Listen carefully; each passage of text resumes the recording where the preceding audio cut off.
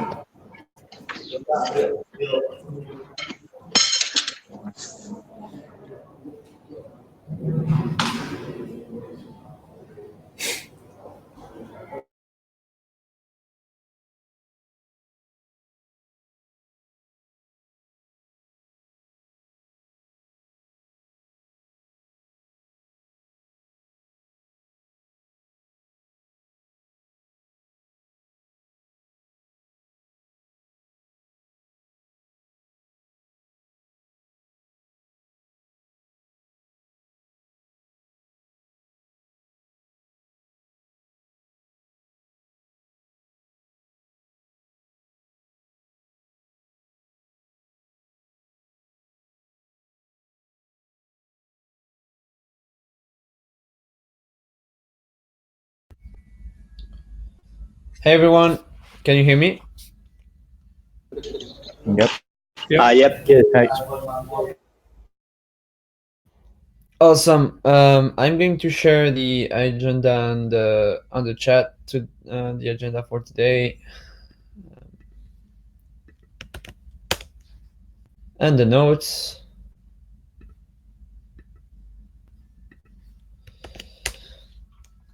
So yeah, here we go. Welcome to All Devs 34. I'm glad to have you all again. Very happy to be back and to have seen some of you in Japan. And I wanted to say a special congratulations to the Otark team for putting the Open Enterprise suite of apps on Rinkaby. Good job, guys. And maybe we can start. I don't know if anyone is eager to take notes today. Any volunteers?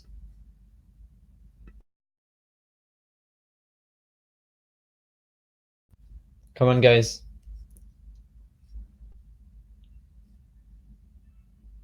I can help. Thank you so much, Gabby. Faku, can you help also with notes?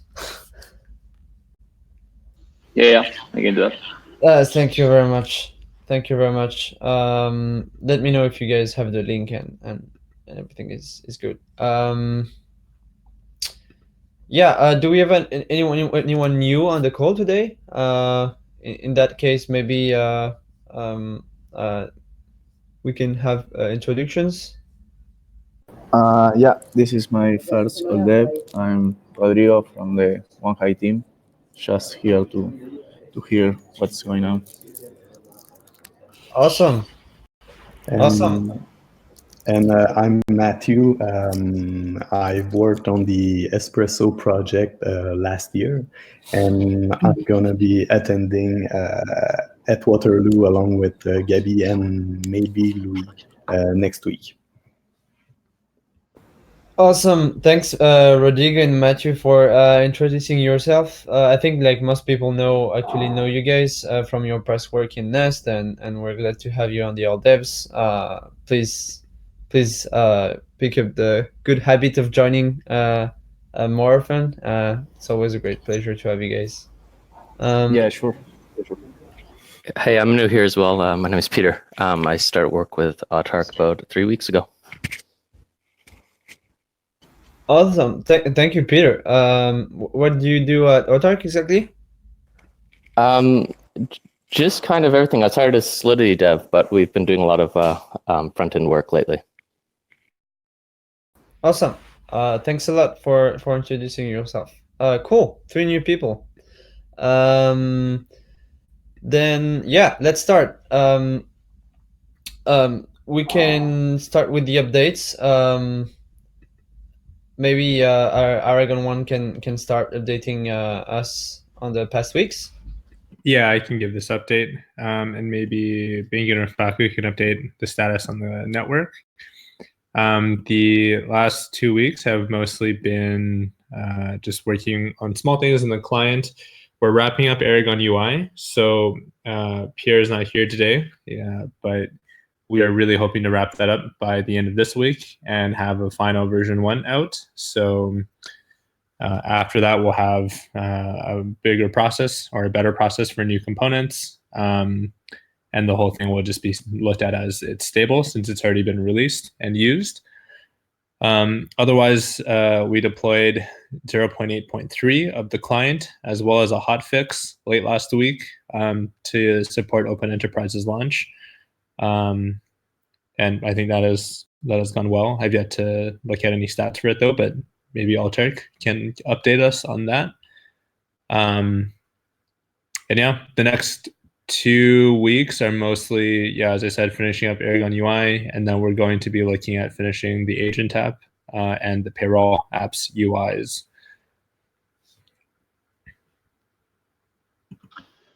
Awesome. Yeah, Faku. Quick update regarding the Aragon Court. During the last 2 weeks, we've been basically focused on freezing the whole implementation of the Aragon Court contracts, and they're actually being audited this week. And well, starting this week actually. And for the next 2 weeks, we're planning to kick off the whole UI that we need to build for the first version of the court that we're going to probably be releasing by the end of the year. And what else? Well, we're also going to be doing some work regarding the rest of the pieces that we need to get done for the whole court protocol. So yeah. Cool. Happy to hear that the court is being shipped for it. That's exciting. Thanks, Faku and Brett, for the updates on Aragon One side. Maybe now we can have Autark updating us. Hey everyone, it's Kevin. I'll be giving the update today. So for the last couple of weeks, obviously we've been very busy. We had our offsite in the middle of the month, right after DevCon, and we spent most of that time working on Open Enterprise and getting it out, working to get it out the door. And then we spent last week fine-tuning Open Enterprise for our release, and obviously made our announcement Friday. We're excited to say that this release marks the beginning of our Community Bounties program, and have set aside a good amount of ANT for rewarding community members who find bugs and other issues that will help us with our mainnet release. We also see this as a good way to gain more user feedback in a really organic way. So we're excited about that. Next couple of weeks, we'll be fixing some front-end bugs and making UX enhancements based on community testing leading up to our mainnet release. We'll be adding some new features for that have been implemented in the contract, but are still working through the design for them, and those will be exposed in the front end hopefully soon. We're working on alternate open enterprise templates that support different token models and governance models. We are researching a path towards decoupling the projects app from GitHub and enabling bounties and fully decentralized projects and issues, and we're pretty excited about that, especially from an ideological perspective. We're starting to research and coordinate with Aragon 1 on whether we should be contributing to other aspects of the SDK, like deep linking and a RadSpec IPFS helper, since we think that they're kind of key for helping unlock some good UX for Open Enterprise. Deep linking is particularly important if we want to be able to display Open Enterprise bounties on the bounty network, especially. And the RadSpec IPFS helper will help us to improve what is being displayed in the voting app, because right now we're just basically sending an IPFS hash to the voting app. It'd be cool if we could display what that IPFS hash represents to users who aren't familiar with IPFS. So yeah, and then some additional comments that I guess we'll engage with further later is we are awaiting review of our address book identity provider PR. So that, obviously I think we'll talk to Brett more about that later. And then we're excited to say that we're hoping to put our apps, the Open Enterprise apps, on mainnet this week or next week, based on community test results, and which have been good so far. We've gotten some good user feedback around that kind of begets the need for better cross-app UX, like the forwarder API and deep linking as well. And we've also obviously fixed some bugs thanks to the community. So we're excited about that, and we don't have any major issues that are preventing us right now. So we're excited. We're very eager to be able to use that stuff for real. Thanks. Yeah, thank you, Kevin, for this comprehensive update on Arctic side. And again, congrats, guys, to for having Open Enterprise on mainnet soon. Do we have anyone from Open Work Labs wanting to? Yeah. Yep. This is John. Just real quick, we're working on Quasar. That's what we're calling this event pinning server. It's pretty much like the initial feature set is pretty much all there. So we're just working on deployments and trying to break it and also integrate it with the client. Another thing we've just been working on is 3-box address identity resolution. And doing that, I found a couple bugs with 3-box, and so they're making some improvements on their end. And then once those are set, expect a PR. And lastly, did some research on the storage IPFS integration, which is a topic later, so we can circle back. But that's it. Cool. Perfect. Sorry, Yep. Sean, what was the last thing that you mentioned? Just doing some research on the storage and IPFS integration, like how it's working and what it might be useful for. And there's a topic specifically on that at the end of the call. So I guess I can give more information, at least on my take. I think Brett and Jorge also probably have their own opinions, but we can circle back at the end. Perfect. Thank you. Great. And maybe Gabby, you want to give an update from the mesh team? Yeah, we've been working with Ali and Daniel and Matthew on the future of the CLI, and me and Ali are trying to come up with a mapping of both the user perspective of the CLI and the features that technical features that we currently have, and what are going to be the next steps to the future of the CLI and the SDK as a whole. There have been some interesting new contributors starting to work on the repo, so that's really great. And we've been reviewing that work and having some meetings, standard meetings with the guys to keep aligning the future steps that we want to achieve in the next couple of weeks.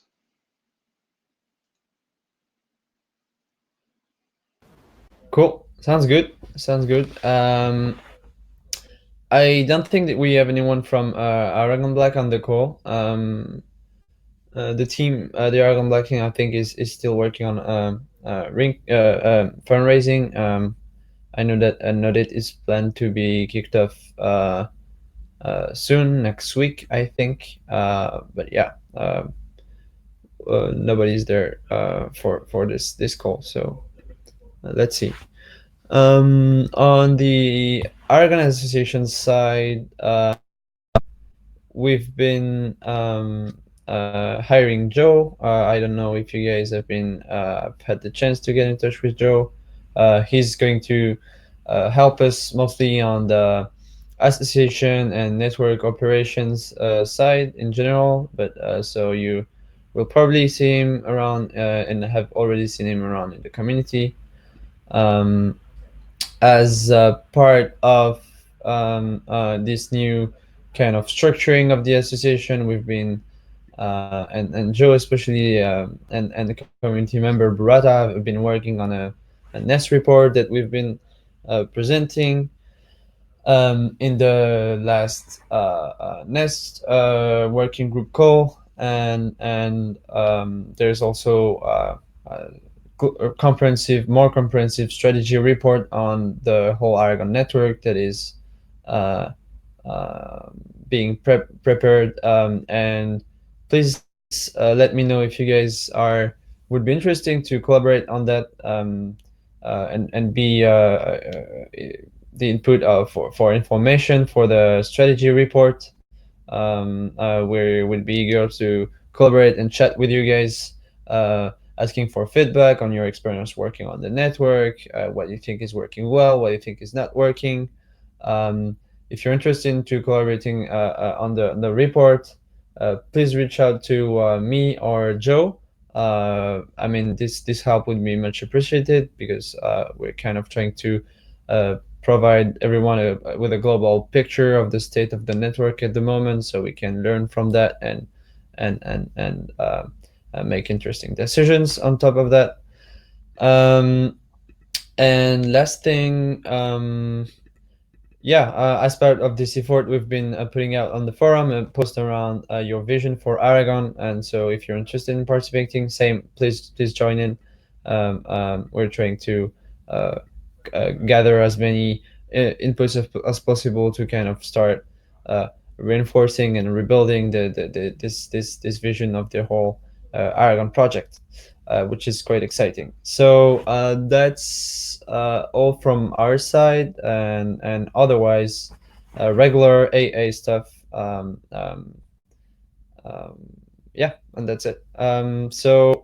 As we've done with the updates, I think that we can move on to the topics and discussions. So today we have 4 different topics, 5 different topics. The first one on the list is update on storage and IPFS integration. John was just talking about a minute ago. So maybe John, you can jump in and give our perspective. Yeah. Sure. So yeah, we spoke with a few people working on that project, and it's really interesting. And just to give like a brief overview of how it's working right now, basically the IPFS sort of protocol, I guess, or it allows you to swap out different data stores. So that is essentially like where the actual data is living once it gets quote unquote uploaded to IPFS. The default is that a file or a DAG would get stored on the machine, I believe, and in this case, they've swapped out the default data store with tardigrade, which is a network that runs on top of storage. And so I think this is really interesting and a great first step to, kind of meshing these networks together and creating content addressable storage data. But for our purposes, I don't actually think that that is more reliable than what we're doing now. There are other ways to make this infrastructure more reliable, and the problems that would make our current infrastructure unreliable are still applicable and just as unreliable in that scenario as well. And it also introduces some other potentially like mysterious or unknowns to the infrastructure. For example, like when you request some content behind a hash on IPFS, with the default data store, it's stored on the machine. So you're pretty sure that it's going to be there. Whereas with the storage IPFS connection, you're requesting more data from another distributed network, which hopefully they've claimed that they've stored 2, I think, petabytes of data on the network and haven't lost a file. But I think it would be hard to beat the assurance of just storing it on the actual machine. And again, like it might sound a little confusing because it's like, oh, well, if data is stored in a distributed network, shouldn't it be more available?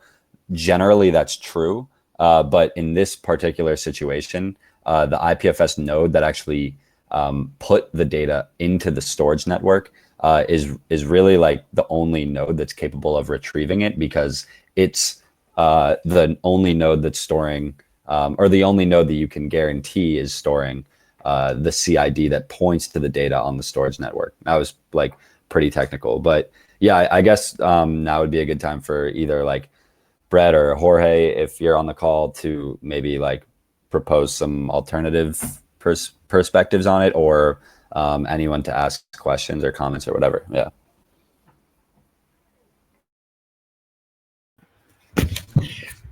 Yeah, I mean, I don't think Jorge is on this call. The main thing that we were talking about was whether or not this IPFS machine that's running on top of tardigrade, how important it is. I mean,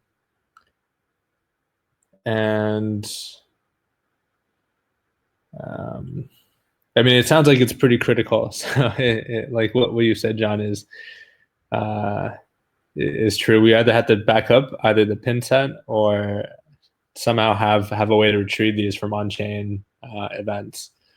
As for the actual like storage reliability, I mean, I think I'm willing to trust that maybe tardigrade is better than just a single machine that could possibly go down. I don't know how robust our current Pinata node is, since we just have one machine with them, and if that machine somehow gets wiped out, the exact same problem would happen. Even worse, I suppose, right? Because we wouldn't even have the backup data. We'd also need to back up the pin set, but we'd also need to back up all the information that goes into that single IPFS node.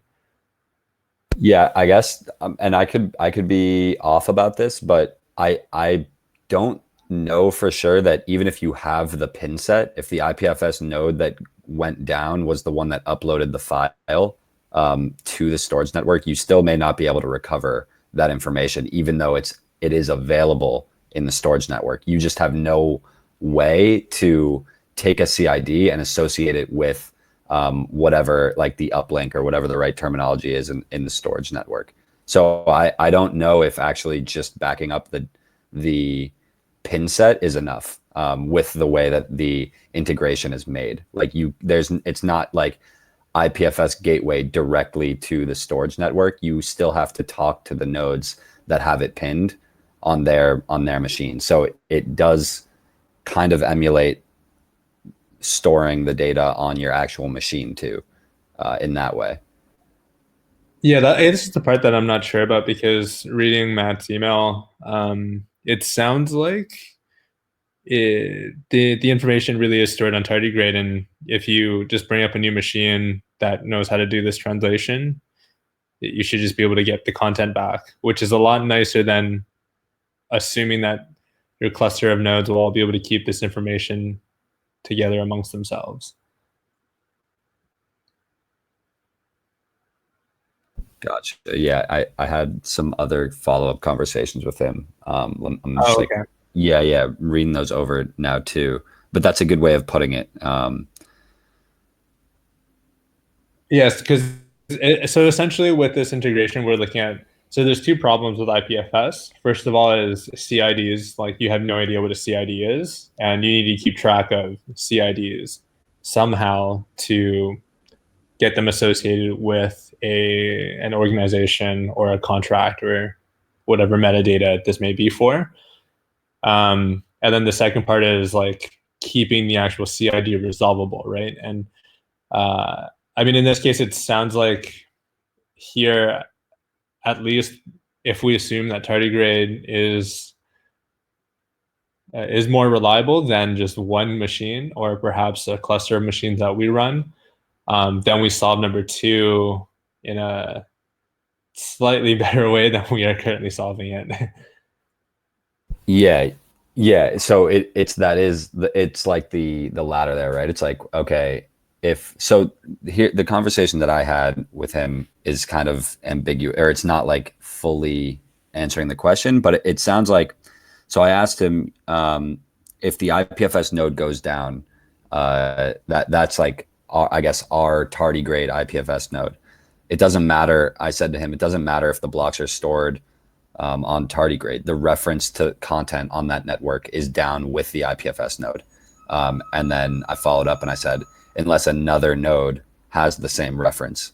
And he said, yeah, if the node itself goes offline, then the content would be unretrievable, as there's no machine connected to tardigrade to actually serve the data. But I said, right, unless that other tardigrade to IPFS node had pinned that data. And he said, correct. So it sounds like, to me, if you spun up a brand new node and you just gave it a CID to resolve through tardigrade, if it hadn't already pinned it, it might not be retrievable. But I don't know if that makes sense. So yeah, I think that's a pretty key distinction.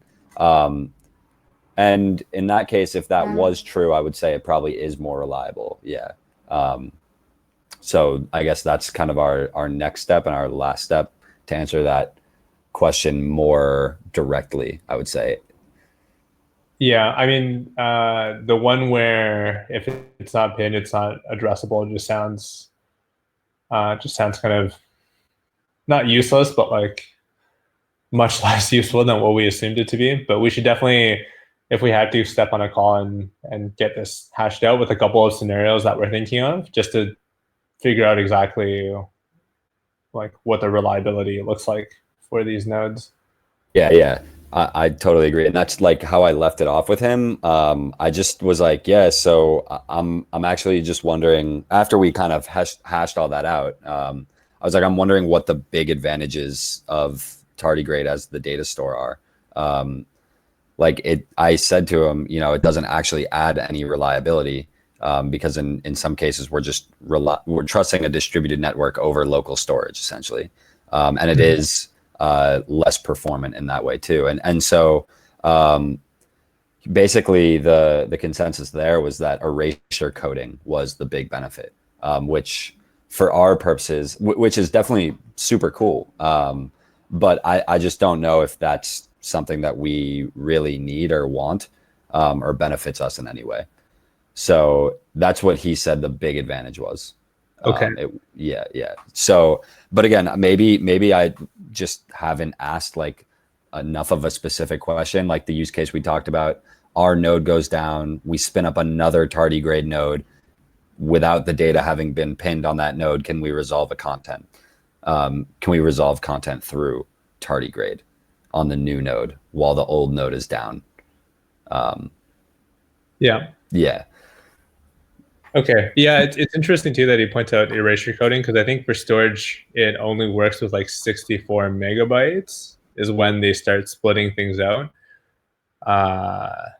into smaller blocks. And like for our use case, I hope we never get to 64 megabytes.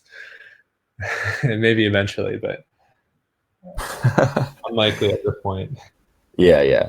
So yeah, I guess for the purpose of this call, I feel like we're pretty much on the same page. Like does anyone else have any questions? Brett, we can like follow up about this. I think we know what the question is.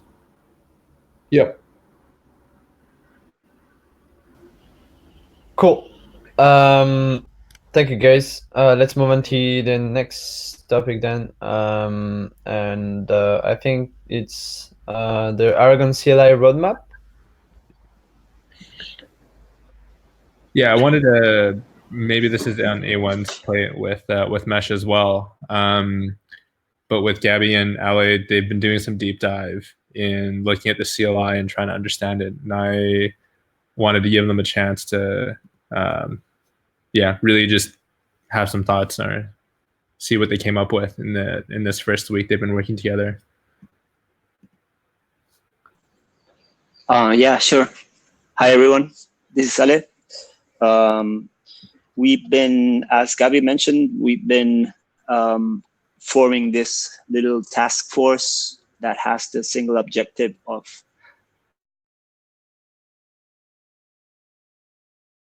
and studying it as a product.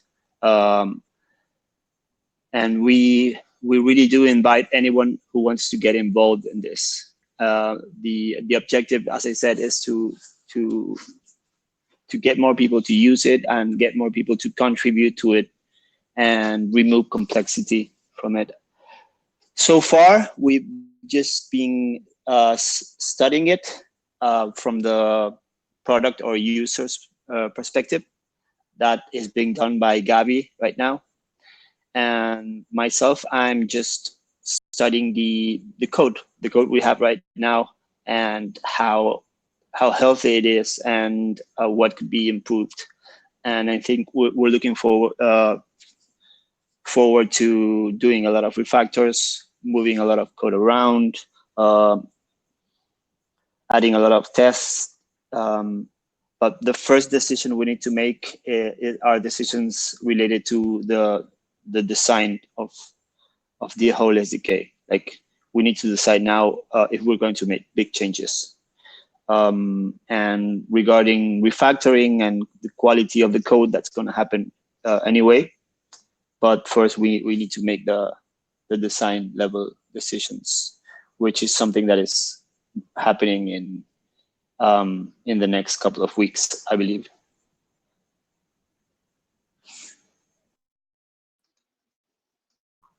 I don't know if Brett or Gabby, you want to add something, or if anyone wants to ask questions. Yeah, I think you sum up pretty well.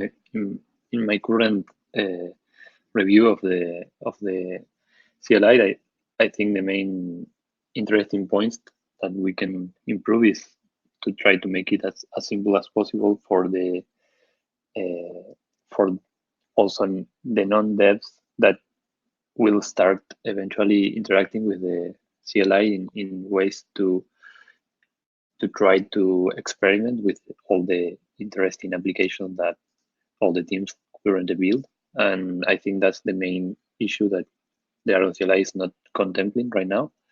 And I believe that trying to make this a new flow for some of the commands that we actually have, and maybe creating a DAO, for example, could be a good example of having more interactivity in the way that the CLI display information for all the users, and trying to think not only that some of these tools are going to be used not only for devs that are really into understand what is Node or what is having an environment set up, and trying to think that maybe some of them will need to create a DAO and customize it as they please in a more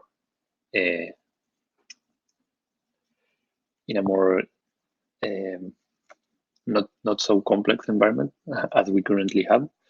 But yeah, that was the main takeoff that I can share. But yeah. Cool. Awesome. Any thoughts left to add? otherwise, thank you guys. Cool. I'd just like to add something go real ahead. quick. Sorry, go ahead. I'm really grateful that you guys are devoting this much attention to the CLI. I think it's a really, even though like you know, a lot of stuff has evolved kind of outside of the CLI. I think we think it's a really important tool, and I do personally, and we think that it's really important that it gets dog fooded regularly, and we try to do that because it's the first thing that developers interact with, and if something isn't working because it hasn't been used recently, that can probably pretty easily turn someone off. So we try to stay at the forefront of making sure that stuff works, that a lot of like the relatively rudimentary stuff that that a lot of hardcore users might not use is working. So thanks guys for devoting this much attention to it, and we're excited to see what develops from that. Yeah, sure. I repeat and I insist that anyone who wants to get involved, just reach out to us, to either Gabby or Ali or Brett. And also, I would like to ask everyone that is currently like designing your own tools for interacting and developing your applications or whatever, to start to consider working along with us instead of continuing to develop your tools. So hopefully in the future, we all contribute to the same set of libraries, the same utilities, and all that conforms the SDK. So I would like to ask everyone to make like an effort together so that we don't create redundant code, and instead we have a single code base that just improves for all of us. Yeah, I completely agree with your thoughts, guys. And maybe Ale or Gavi or whoever wants to do this, would be nice to kind of gather feedback from us, I mean, or any other devs that were currently using the CLI, at least to know which were their pain points are, or which would be the feature they would love to add to the CLI. And this is not something that is going to happen. Like we are not going to probably implement all of that. Yeah, but it could be a nice way to at least understand which are the main pain points that we're currently having with the CLI that we're using now. Yeah, I definitely think you're right, and that was my main objective for this week, and I will hopefully come up with something for the next Soldev, and yeah, so awesome. I'll keep in touch with all of you. Cool. Nice. I have a question. Like, Gabby, I'm super excited about the efforts that you guys are also like leading on the CLI and the SDK in general. Gabby and Alit, how do you guys plan to gather feedback? Do you guys trying to reach out to devs or do some polling through some forum or whatever, or is it just one-on-one discussions? Yeah, my idea was making a post and then also reach out to all the devs that I know that are working on the CLI in a more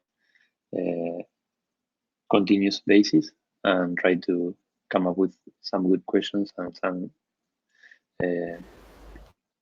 in general asking what they are pain points and features that they would like to see, and what they think that is an important part that the CLI currently have that they don't like to lose. Cool. Excited. Makes sense. Yeah, then we can jump on to the next topic, which I added there just as a kind of notification. It's generating permission diagrams using Aragraph, this small tool that the guys from the auditors from Consensus built. to generate a permissions diagram of Aragon different Aragon modules using either like a UML file or a Markdown permission table. So I linked the thing in the agenda. I don't know if everyone is aware that this is out, but I thought it was fun. So just wanted to kind of do a shout out about it. Yeah, I agree with you, Luis, and I already been looking into that tool, and I think we should make it more accessible for all the devs. And one idea that I have for that is we are currently starting to work in a new boilerplate for the devs to bootstrap a template in a more easy fashion that currently have, and I think probably having the tool in that template boilerplate is a good way to bootstrap the YAM from the graph from the YAM, or maybe is a good instance for developing a specific tool that developers can access this. Yep. And about that, I've been thinking also about that this YAM file that I think Ale was the first to introduce this in some work in the DAO templates, and I believe it's quite interesting to have like this general kind of format for DAOs, and probably maybe it could make sense also having it for applications, because this could allow, for example, to install DAOs from the YAM file and not depending of having the application published in Aragon Package Manager, for example, and could probably make. I'm not entirely sure about the technical, but maybe also it could be possible to install applications from a YAM description file without having all the argument setups, at least a default installation. Not sure what you guys think about.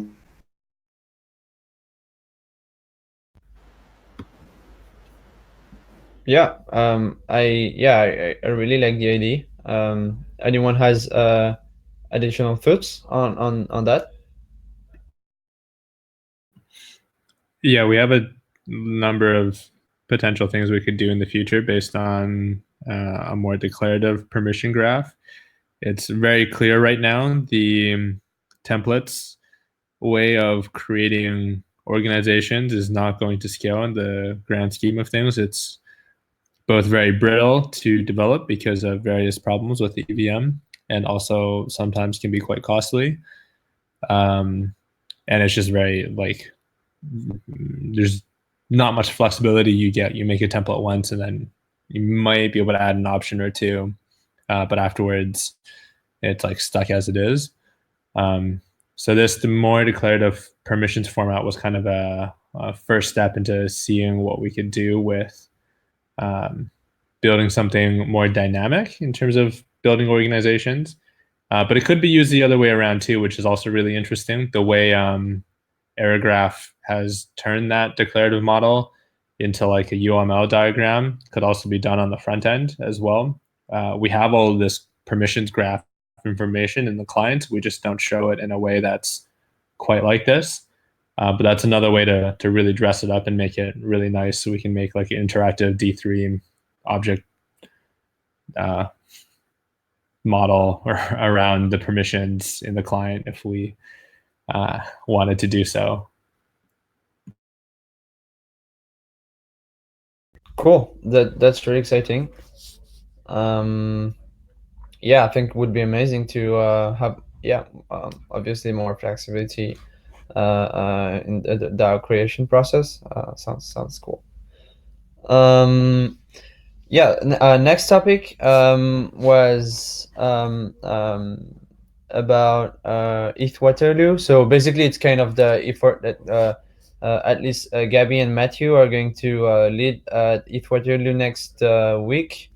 Like the idea is to go there and to have a couple of devs or using the current Aragon tools and SDK and kind of understand the UX and how to make it better.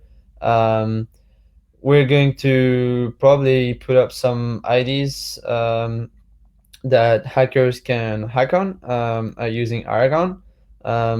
So one ID that came up on the forum, for example, that Brett put forward is using Aragon DAO, not Aragon DAO on top of like an only owner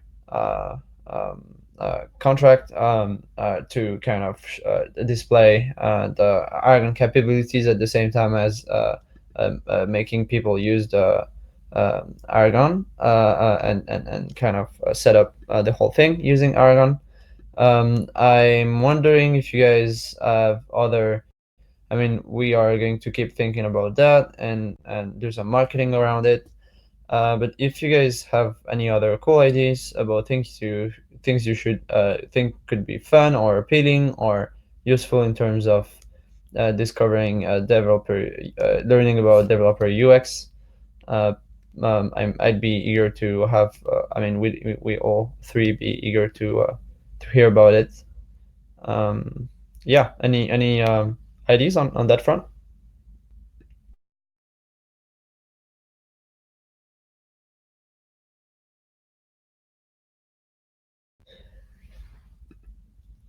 So in case like you guys, anyone comes up with something, please feel free to reach out. We'll be thinking and marketing these ideas until the beginning of the hackathon, and so we're excited about it.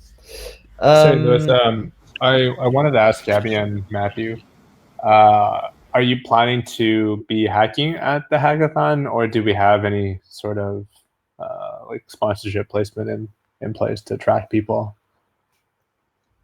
Yeah, the idea was applying as mentors and be mentors and try to get excited people with the building on Aragon and help them doing it.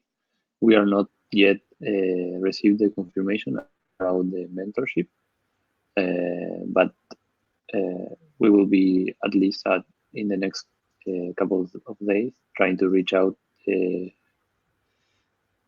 its Waterloo organizers and Yeah. start having conversation on how to start the ideas. Yeah, I think mentors is a great angle for this, and that's a really good good approach. I hadn't thought about that. Yeah, let's try and get in touch with a couple people from Youth Waterloo. I think we have quite strong connections to the people there, so I think we can figure it out. Yeah. Okay, cool. Yeah, I think that eventually, like, Matthew and Gabby are going to make it as mentors now. It's and also like we'll be eager to have some feedback from you guys because it's going to be about how we can generate some interest around building on Aragon and stuff. Hence why we were kind of we were thinking about exciting ideas about things we can propose to hackers. So then if we manage to have teams working on that, Matthew and Gabby can help these teams yeah, and gather some useful feedback at the same time. Yeah, we'll make sure that at least one or two teams are willing to work with Aragon tools, and then we'll be able to help them. Yep, definitely. I'm pretty excited about it.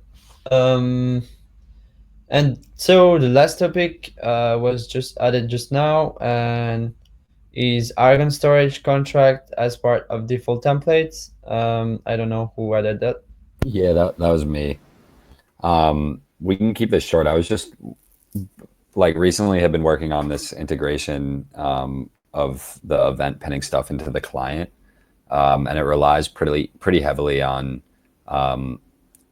obviously like the organization having a storage app installed, or in some cases it does. And so, Brett, I know we had briefly talked about this, that this was a possibility. And also, Gabby, this is like a good excuse. I wanted to talk to you about some of the CLI stuff as well. So like expect a message from me maybe sometime this week, later in the week. But yeah, I just wanted to like put this thought out there. I don't know much about all the default templates and how it works, but yeah, just wanted to see like how, you know, we could set a storage contract as a default app like we've done with the Vault. Yeah, does anyone have any thoughts?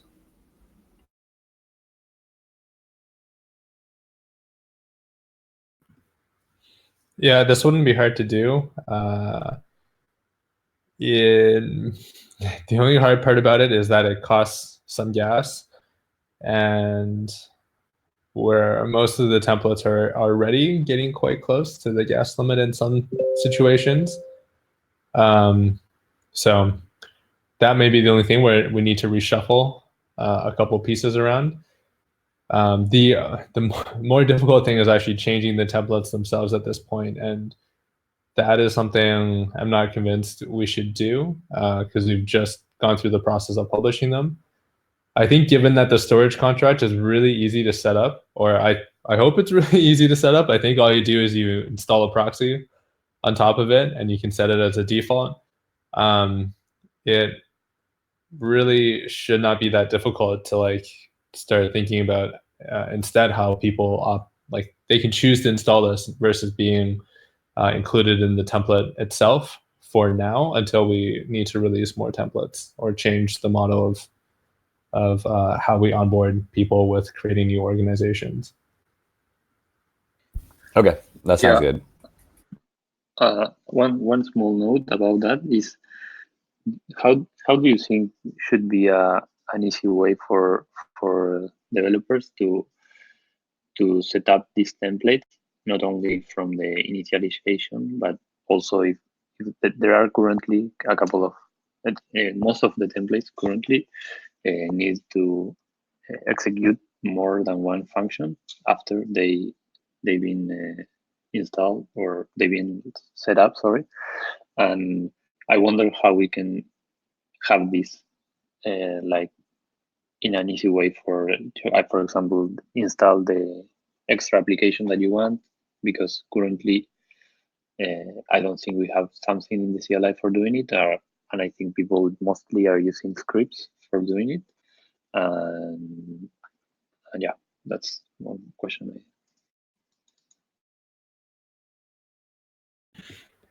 Yeah, I don't know if there's a good generic way of doing this, depending on it. This like goes all the way back to all of the issues we have with actually installing apps being a very difficult process, because in the generic sense of an app, it's really difficult to know what permissions are necessary and when you need to assign those permissions. And in particular, this is why there's been a lot of conversation too about making, or maybe not a lot of open conversation, but there's been at least some conversation in Aragon OS to change the ACL when we're initially creating an organization to make this process a lot simpler from a permission standpoint, and then to change the ACL into like a better, more robust version once we've set up everything. But yeah, I mean, the problem with this is like there's not just like a way for us to stub like, hey, put your app here, because your app may depend on like permissions from finance, or may require permissions to do votes or things like that. And those are things that only the developer really knows how to do. And when they get more and more complicated, they start running into a lot of problems that cause them to reshuffle like soft code a lot. And start putting things in awkward, weird positions because of limitations with the stack or other things. And I'm not sure if Open Enterprise has run into this problem, but for sure fundraising and part of the DAO templates have run into this problem where we're basically just moving code around just to see what will compile. And it's just really difficult, like figuring out this in a good way for like a new developer, which is why as well templates will most likely not really scale and stick into the future.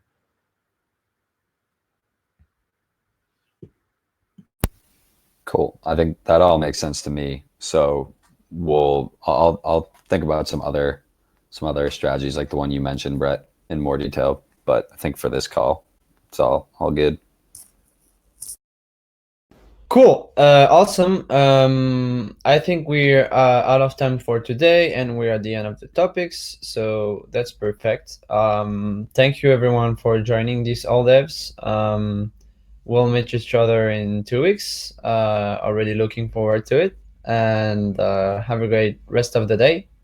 Yeah, see you everyone. See you. See you guys. Bye. Thank you. Bye. Bye, guys. Right.